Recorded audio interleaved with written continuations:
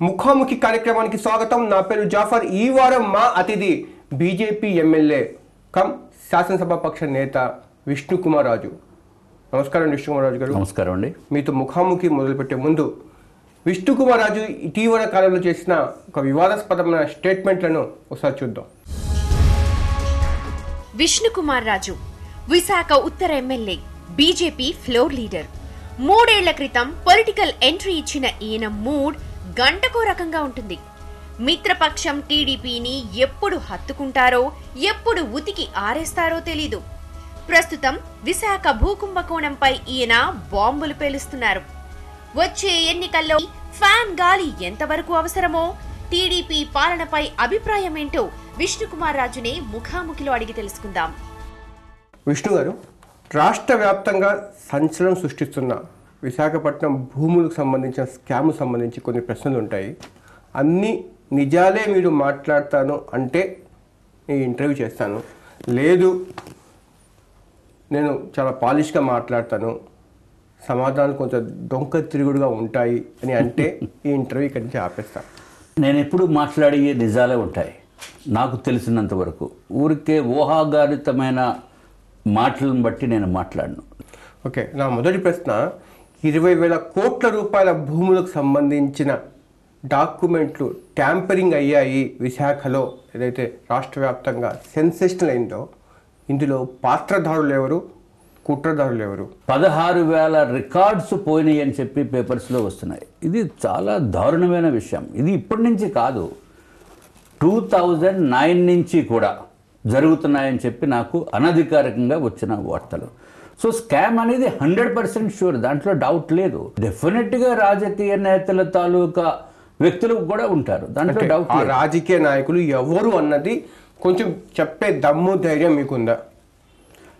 డెఫినెట్గా రాజకీయ నాయకుల హస్తం లేకుండా ఎవరు కూడా చేసేదానికి అవకాశం లేదు. నెక్స్ట్ గారు, స్ట్రైట్కి వచ్చాను, ఈ స్కామ్లో మంత్రుల ఎమ్మెల్యేల హస్తం ఉందా లేదా?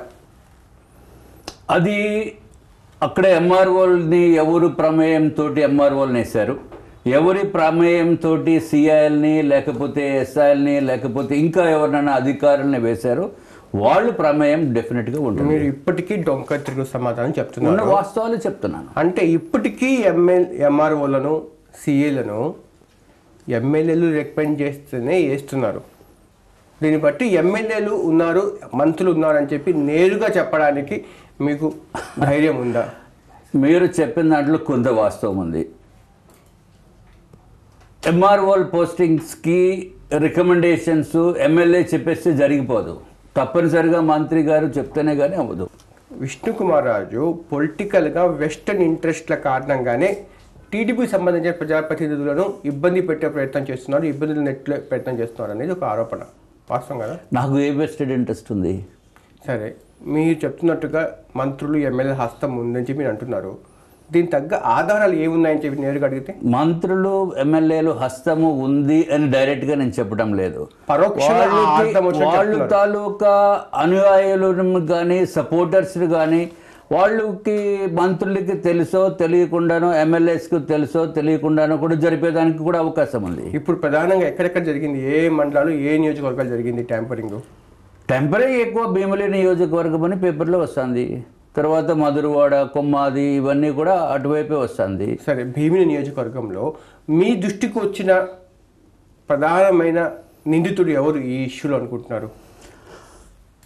అరే, ఇప్పుడు ఈ ట్యాంపరింగ్ రికార్డ్స్, నా సొంత ల్యాండే ట్యాంపర్ అయిపోయింది, నా సొంత రికార్డ్సే మార్చేశారు. చేసిన తర్వాత కలెక్టర్ గారికి చెప్పాము, నేను అసెంబ్లీలో కూడా రైజ్ చేశాను, మంత్రికి చెప్పాను, అందరికీ చెప్పాము. తర్వాత మళ్ళీ నా పేరుని మార్చారు. అంటే ఒక ప్రచారం ఏంటంటే, విష్ణుకుమార్ రాజు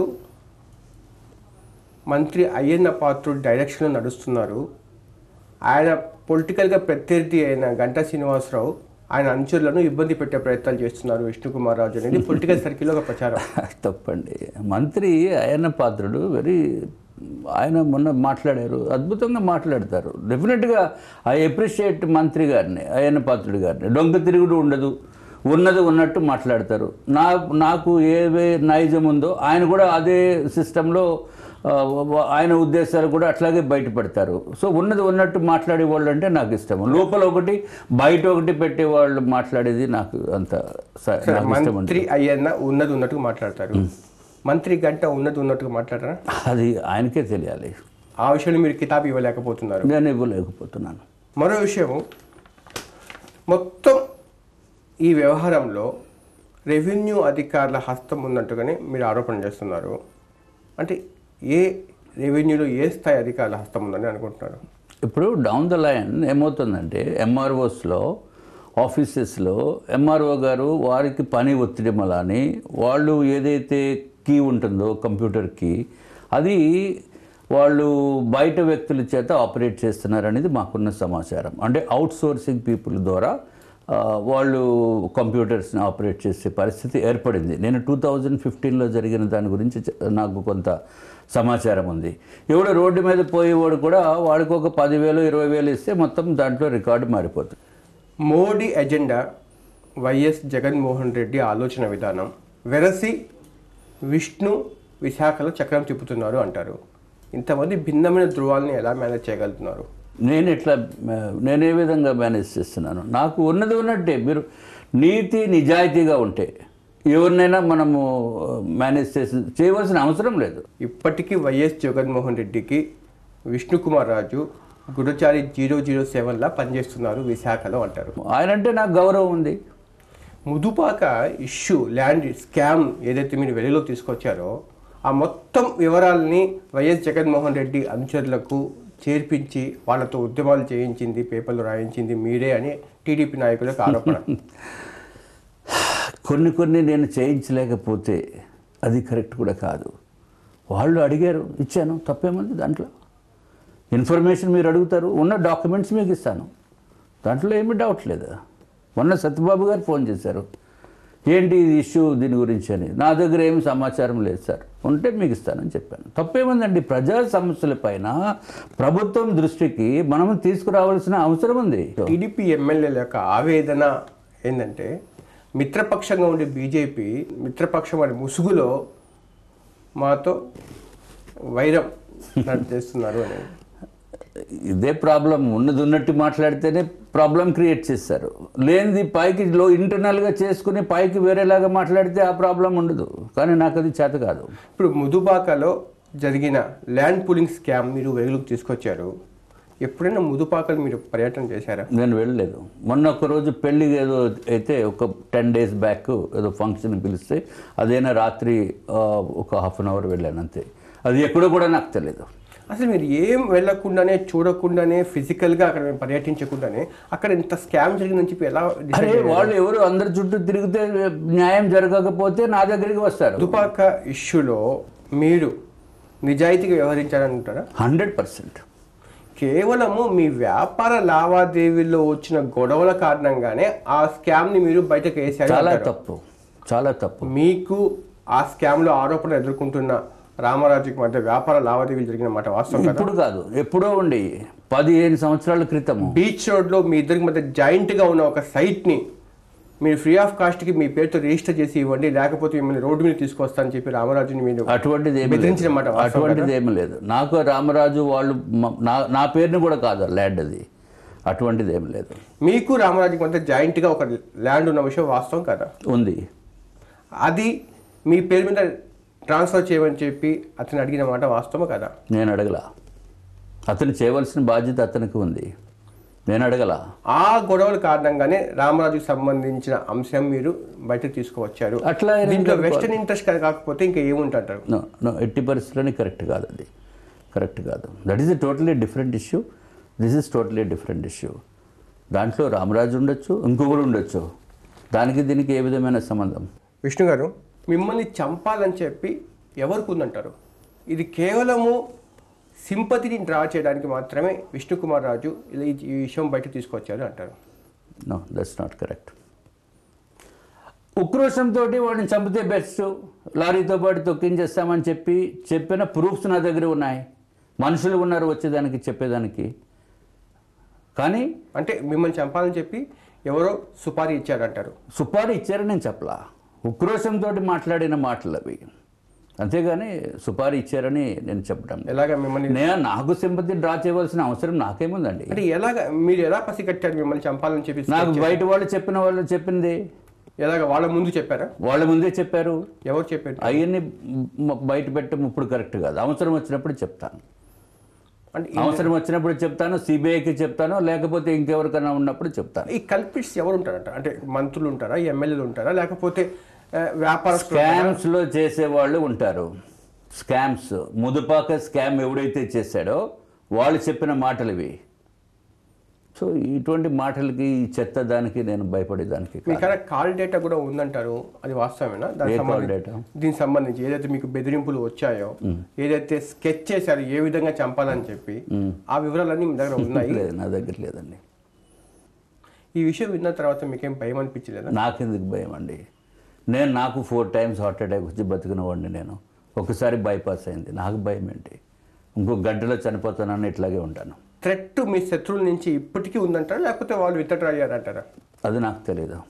మరో అంశము, ఆనందపురంలో మీరు ఒక పెద్ద స్కామ్ చేశారు. ప్రభుత్వ భూముల్ని ఒక 8 ఎకరాలని మీరు కబ్జా చేశారు అంటారు, వాస్తవం కదా? ఆనందపురంలో నేను కబ్జా చేయటము 30 ఎకరాలు ఉన్నమాట వాస్తవం కదా? ఆనందపురంలో నాకు మీకు 30 ఎకరము. ఆనందపురంలో నాకు ప్రభుత్వ భూమి ఏమీ లేదు. కబ్జా అనేది నా జీవితంలో తెలియదు. ఆ 30 ఎకరాల్లో 8 ఎకరాలు జిరాయితీ ల్యాండ్లో ప్రభుత్వ భూమి కూడా ఉంది. మీరు ఉందని అనుకుంటే 8 ఎకరాల భూమి కనుక మీరు ఉంది అని కనుక చెప్తే ఎక్కడ ఉందో ఒకసారి చూపించండి. ఎక్కడ ఉందో చూపించండి. ఇది ఒక కొత్త ఆరోపణ, ఎప్పుడు కూడా నేను వినలేదు. 1 సెంటు భూమి కూడా నాకు ఉండదు, ప్రభుత్వ భూమి. ఆ స్కామ్ నుంచి బయటపడడానికి మీరు లోకేష్ని వెళ్ళి కలిశారు అని అంటారు. అసలు నాకు ప్రభుత్వ భూమి నేను కబ్జా చేయవలసిన అవసరం నాకు లేదు. నాకున్న భూమి నాకు ఉంది, నాకు కావాల్సిన ఆస్తులు నాకున్నాయి. అది అన్నీ కూడా నేను ఎఫిడవిట్లో కూడా పెట్టాము, ఎలక్షన్ ఎఫిడవిట్లో. సో నేను లోకేష్ గారిని ఎప్పుడు కూడా వెళ్ళి కలవలేదు. మీరు ఆవేశం వచ్చినప్పుడు మాట్లాడతారు, ఆవేశం తగ్గిపోయిన తర్వాత ఇంకో రకంగా మాట్లాడతారు. అంటే మీకు ఆవేశం వచ్చినప్పుడు కెమెరాలు మేము పెట్టుకొని ఉండాలా? ఆవేశం తగ్గితే బాగా ఒక బతక నేర్చిన పొలిటీషియన్ కనిపిస్తాడు. లేదండి, నేను బతక నేర్చిన పొలిటీషియన్ అయితే ఇంత ఓపెన్గా మాట్లాడను. సీతమ్మ ధారలో బహుళ అంతస్తుల భవనంకి సంబంధించి మీరు మాట్లాడిన మాటలు, ఆ టెంపో, ఆ ఆరోపణలు, వాళ్ళని వీధిలోకి తీసుకొస్తాను అని చెప్పిన మాటలు చివరి వరకు లేవు కదా? ఎందుకు లేవు? ఇంకా దానికి క్లోజ్ అయిపోయిందని మీరు ఎందుకు అనుకుంటున్నారు? ఎందుకు అనుకుంటున్నారు? ఆ యాజమాన్యం దగ్గర నుంచి మీరు 15 కోట్ల రూపాయల డబ్బులు తీసుకున్నారు. 15 కోట్లు కాదు, 15 పైసలు కూడా తీసుకోలేదు. మళ్ళీ ఎందుకు విష్ణు గారు నా గురించి మాట్లాడటం లేదు? అరే నేను ఆల్రెడీ జీవీఎంసీకి లెటర్ కూడా రాశాను, 15 పాయింట్లు 20 పాయింట్లతోటి. ఆ కాపీ కూడా మీకు ఇస్తాను. కారణం ఏంటంటే Seethamma Dhara, Balayya Sastri layout, doctors colony, ఈ చుట్టుపక్కల వారందరూ కూడా వాటర్ గురించి కన్ఫ్యూజన్లో ఉన్నారు. బిల్డింగ్ వచ్చిన తర్వాత ప్రాబ్లం అని. తర్వాత ఆ బిల్డింగ్ వచ్చిన తర్వాత టోటల్ ట్రాఫిక్ జామ్, మీకు దాంట్లో డౌట్ లేదు. కాబట్టి మెయిన్ ట్రాఫిక్ జామ్ వస్తుంది. తర్వాత అక్కడ 100 feet రోడ్డు ఉందని చెప్పి పర్మిషన్స్ తీసుకున్నారు, కానీ అక్కడ 100 feet రోడ్ లేదు. ఇంకో అంశం, బ్రాండింగ్కి సంబంధించి మీరు తీవ్ర స్థాయిలో బ్రాండింగ్స్ కంపెనీకి ఆరోపణ చేశారు. ఈరోజు పొగడ్తల వర్షం కురిపిస్తున్నారు. అది కరెక్టా, ఇది కరెక్టా? Factory facilities are good. Facilities ఉండటం వేరు, శాలరీస్ పెంచడం వేరు. తర్వాత ఈ మధ్య వాళ్ళు కూడా లెటర్ రాశారు ప్రభుత్వానికి, శాలరీస్ పెంచుతాము మేము, మీరు వెంటనే మినిమం వేజ్ ఎంత అనేది చెప్పండి అని చెప్పి. నాకు కూడా ఒక కాపీ ఇచ్చారు. సో నేను తీవ్ర స్థాయితో ఉన్నది వాస్తవంగా మాట్లాడతా. నోవాటల్ విషయంలో కూడా మీరు చాలా తీవ్ర స్థాయిలో మాట్లాడారు, ప్రభుత్వం లెటర్ రాశారు, మళ్ళీ ఆ తర్వాత ఫాలో అప్ లేదు. ఫాలోఅప్ చేస్తాము, ఫాలోఅప్ చేయాలి. ఎందుకంటే దాంట్లో పెట్టిన జనరేటర్స్ కానీ, దానికి చుట్టూ వెళ్ళేదానికి అసలు ఫైర్ పర్మిషన్ ఎట్లా ఇచ్చారో నాకు తెలియదు. I don't know how they got the approval. ఎందుకు స్కామ్స్ జరగవు అనుకుంటున్నారా? ఒట్టి భూమి స్కామ్ అని ఎందుకు అనుకుంటున్నారు మీరు? ఇక్కడ భూమి స్కామ్స్ ఎట్లా జరుగుతున్నాయో అట్లాగే మల్టీ స్టోరీ అప్రూవల్స్ ఇచ్చినప్పుడు కూడా స్కామ్స్ జరిగినాయి. నేను చూపిస్తా. 100 అడుగులు రోడ్డు ఉందని చెప్పి 34 అంతస్తుల బిల్డింగ్ దగ్గర పర్మిషన్ తీసుకుని అక్కడ 100 అడుగుల రోడ్డు ఉందో చెప్పండి, మీరు వెళ్ళి చూడండి. నోవాటల్ విషయంలో మళ్ళీ మీరు ముందడుగు ఎందుకు వేయలేదు? నోవాటల్ విషయంలో మళ్ళీ ఫాలో అప్ చేయని మాట వాస్తవం, మళ్ళీ చేస్తాను. విశాఖపట్నం ఏజెన్సీలో గంజాయి స్మగ్లింగ్ బాగా జరుగుతూ ఉంది. ఆ విషయం ఎందుకు మాట్లాడలేదు మీరు? దాని మీద నాకు పూర్తి అవగాహన చేసుకుంటా కానీ మాట్లాడలేదు. దాంట్లో చాలామంది రాజకీయ నాయకుల ప్రమేయం ఉందని చెప్పి వార్తలు వస్తున్నాయి. అది ఎందుకు మీకు కనబడలేదంటారు? ప్రాబబ్లీ దాని మీద నేను దృష్టి సారించలేదు. నా దృష్టికి కనుక వస్తే ఇప్పుడు మీరు చెప్తున్నారు, చూస్తాను తప్పనిసరిగా ఆ యాంగిల్లో కూడా. అదేవిధంగా ఏజెన్సీలో మైన్స్ అక్రమంగా చాలా నడుస్తూ ఉన్నాయి. దాని మీద ఇప్పుడు దాకా మీరు విష్ణుకుమార్ రాజు మాట్లాడలేదు అంటారు. నా దృష్టికి రాలేదు. నా దృష్టికి ఎవరైనా కంప్లైంట్ చేస్తే నాకు తెలుస్తుంది. ఎక్కడైనా కంప్లైంట్ చేయకపోతే నా దృష్టి నుంచి తప్పించుకోవచ్చు కదా. ఇంకా విశాఖపట్నం సిటీలో కానీ చాలా చోట్ల మద్యము ఎంఆర్పి రేట్ల కంటే ఎక్కువగా అమ్ముతున్నారు. దీంట్లో చాలామంది ప్రజాప్రతినిధుల హస్తం ఉంది అనేది బయట ప్రచారం జరుగుతూ ఉంది. ఆ విషయంలో కూడా విష్ణుకుమార్ రాజు ఎక్కడ మాట్లాడలేదు. ఇప్పుడు నేను మా నియోజకవర్గంలో టైమింగ్స్ని కొంచెం డిసిప్లిన్డ్ యాంగిల్లోనే చూస్తున్నాము. టైమింగ్స్నే మేము ఎక్కువ ఫోకస్ మద్యం ఎంఆర్పి మీద చేతులు మారుతున్నాయి. దీంట్లో ప్రజాప్రతినిధులు కూడా డబ్బులు అందుతున్నాయి. అన్ని రాజకీయ పార్టీల హస్తం ఉంది ఇందులో అని అంటారు. మరి ఎవరికి అందుతున్నాయో నాకైతే తెలియదు. నాకైతే ఏం అందలేదు. విష్ణు గారు, భీమిలి దగ్గర వై జంక్షన్ దగ్గర ఒక 80 ఎకరాలు మీకు ఉన్నాయి అంటారు, వాస్తవమా? మా ఫ్యామిలీ అందరికీ కలిపి ఉంది. అందులో 14 ఎకరాలు ప్రభుత్వ భూమి ఉన్నమాట. 1 సెంటు భూమి కూడా ఉండదు.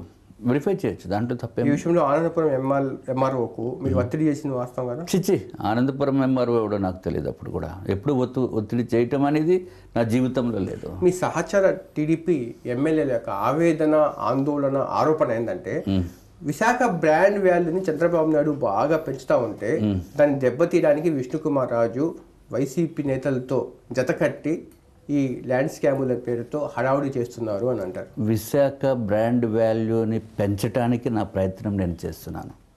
లేకపోతే బికినీస్ ఫెస్టివల్ అను, లేకపోతే గుడ్లోడ తీసుకుని బీచ్ ఫెస్టివల్ అను, అటువంటిది రాకుండా చేసింది నేను. విశాఖ బ్రాండ్ వాల్యూని పెంచేదానికి పూర్తి ప్రయత్నం చేస్తున్నాను. బికాజ్ నేను విశాఖ నుంచి ఎన్నికైన వ్యక్తి. తర్వాత విశాఖపట్నంలో సుమారు 45 సంవత్సరాల నుంచి విశాఖపట్నంలో ఉంటున్నాను. విశాఖ అంటే అత్యంత ప్రేమతోటి కూడిన వ్యక్తిని నేను. ఇంకోటి, భీమిలిలో జరిగిన ల్యాండ్ పూలింగ్ మీకు అది స్కామ్ లాగా ఎందుకు కనిపించింది? 100% స్కామ్. డౌట్ ఏముంది దాంట్లో? మీకు ఎక్కడన్నా ల్యాండ్ పూలింగ్ చెయ్యాలి అంటే ఏం చేయాలండి? అడ్వర్టైజ్ చేయాలి, అక్కడ ఉన్న గ్రామాల్లో ప్రచారం చేయాలి, లేకపోతే ఒక నోటిఫికేషన్ ఇవ్వాలి. ఈ పర్టికులర్ ప్లేస్లో మనం ల్యాండ్ పూలింగ్ చేస్తాం. ఈ ల్యాండ్ పూలింగ్లో ఎవరు ఉన్నారని చెప్పే దమ్ము ధైర్యం మీకు ఎందుకు లేదు? డెఫినెట్గా సిబిఐ ఎంక్వైరీ ఏమనండి, లేకపోతే ఇంకా వేరే ఎంక్వైరీ వేయాలి కదా. 100% ఉన్నారు దాంట్లో. మీ గవర్నమెంట్ కదా అధికారులు. అరే అట్లాగే కదా, ఇక్కడ రాష్ట్రంలో మేము కూడా అధికారంలో ఉన్నాము. నేను అందుకే కదా ల్యాండ్ పూలింగ్ మీద ముదుపాక ఇవన్నీ కలిపి, ఇది ముదుపాక టూ మచ్ అత్యాశ పోయిన వల్ల అనేది బయటకు వచ్చింది. ఇక్కడేమో రాయల్గా చేస్తున్నారు. ఇక్కడ 353 ఎకరాలు ల్యాండ్ పూలింగ్ ఒక ఫేజు, 178 ఎకరాలు ల్యాండ్ పూలింగ్ సెకండ్ ఫేజు. ఇవన్నీ ఆ జీవో 304 అని ఇచ్చారు. చేసిన తర్వాత నేను వెళ్ళి మళ్ళీ దాన్ని క్యాన్సిల్ చేసే ప్రయత్నం చేయడంలో అధికారులు కూడా సహకరించారు, క్యాన్సిల్ చేశారు. జీవో నెంబర్ 304 పూర్తిగా ఆగినట్టేనా? ల్యాండ్ పూలింగ్ ఆగలేదు, క్యాన్సిల్ చేయలేదు. ఎందుకు చేయలేదు? రాజకీయ నేతల హస్తం ఉంటుంది. ఇంకా రాజకీయ నేతలు అంటే అందరూ ఉంటారు, ప్రతిపక్షము, అధికార పక్షం అని. ఎవరెవరు ఉన్నారో నాకేం తెలుసు. ఎంక్వైరీ చేయాలి. లేకపోతే వడా దగ్గరికి అందరూ 175 ఎకరాలు అసైన్డ్ ల్యాండ్స్ని ఉన్నాయి, అవన్నీ కూడా ల్యాండ్లెస్ పూరికి ఇచ్చినవి. ఆ ల్యాండ్స్ అన్ని రైతులు ఇచ్చారని చెప్పి కూడా వాళ్ళు చెప్తున్నారు. ఎవడో నవ్వుతాడండి. ఫస్ట్ పాయింట్ ఏంటంటే అడ్వర్టైజ్మెంటు, పబ్లిసిటీ ఇవన్నీ చేయకుండా ల్యాండ్ పూలింగ్ చేస్తామనే ప్రక్రియ చెప్పింది ఇంటర్నల్ ఇన్సైడర్ ట్రేడింగ్ కింద అవుతుంది. అది మీ మిత్రపక్షమైన టీడీపీ మీద మీకు ఆవేదన. మీ పార్టీకి సంబంధించిన మంత్రి, ఎమ్మెల్యేనే మంత్రి అయితే ఆ మంత్రి మీకు సంతృప్తిగా లేదు అంటే ప్రజలు సంతృప్తే మా సంతృప్తి అండి. ప్రజలు సంతృప్తి ఉండాలి. ఇంకోటి విష్ణు గారు మీరు చెప్పేది, మొన్న మీడియాకి వచ్చి నాకే మంత్రి పదవి వచ్చి ఉంటే ఈ పార్టీకి సీన్ వేరే రకంగా ఉండేది అన్నారు. అంటే ఏం చేసేవాళ్ళు మీకు మంత్రి పదవి వచ్చి ఉంటే? నేను మంత్రి పదవి ఆశించి నేను ఆ మాటలు మాట్లాడట్లా. నేను ఇప్పుడు కూడా ఆశించలేదు, ఎవరిని కూడా అడగల. నాకే అధికారం ఉండుంటే డెఫినెట్గా నాకే అధికారం ఉంటే ఇటువంటి ముందు ఉడాల గురించి ల్యాండ్ పూలింగ్ ఎట్లాగైతే ఉందో ఇమ్మీడియట్గా ఆర్డర్ చేస్తాను ఎంక్వైరీ. ఎవరెవరు వెనకాల ఉన్నారో బయటికి లాగుతాను, దాంట్లో డౌట్ లేదు. అట్లాగే మామూలుగా ఉండదు, పిక్చర్ మామూలుగా ఉండదు, చాలా తేడాగా ఉంటుంది, దాంట్లో డౌట్ లేదు. ఎట్టి పరిస్థితుల్లోనే ఎవరిని వదలను. ఇప్పుడు ఎంఆర్ఓని ఇద్దరిని పట్టించాము, ఎవరు వెనకాల బ్యాక్గ్రౌండ్.